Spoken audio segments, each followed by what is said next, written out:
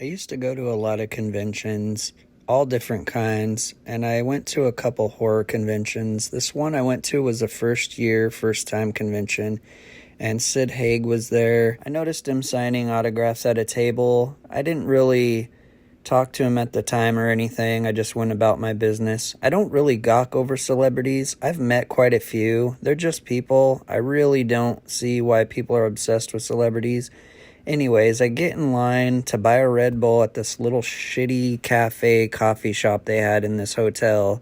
Out of nowhere, Sid comes up to me and he's like, "Why the hell's everyone standing in this line over here?" And I was like, "I'm getting a Red Bull. I think everyone else is getting coffee."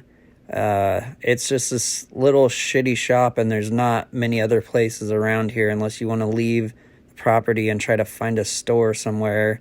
And I believe this was somewhere close to Seattle, so a lot of people at the hotel were from out of state and they didn't want to leave because it can get really confusing if you're not from around there.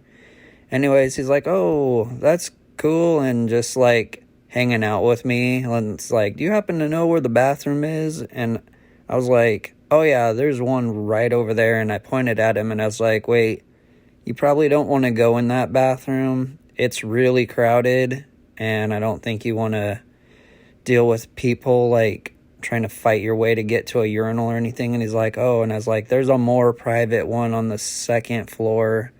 Just go over there and take that elevator, and it's right there."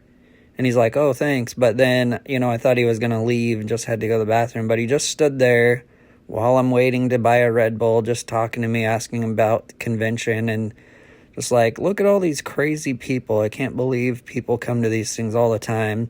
And at the time, I wasn't in a costume or anything, but I've been to a lot. And I told him, yeah, I usually am all dressed up. And I was going to dress like a zombie, but I just wasn't feeling it. And he's like, "Oh, you do all that stuff?" And I was just like, "Yep." And he just hung out with me for like 20 minutes, just very curious of what I was doing and waiting until I bought my Red Bull. And he's like, "Well, gotta piss. See you later." And it was pretty funny because he kind of reminded me of my grandpa, like just the way he joked around and his mannerisms. It was a unique experience, and I just think it was weird that out of everybody waiting in that line, he just came up to me and kept asking me questions and just wanted to like hang out and talk. He was a really nice guy, really good experience.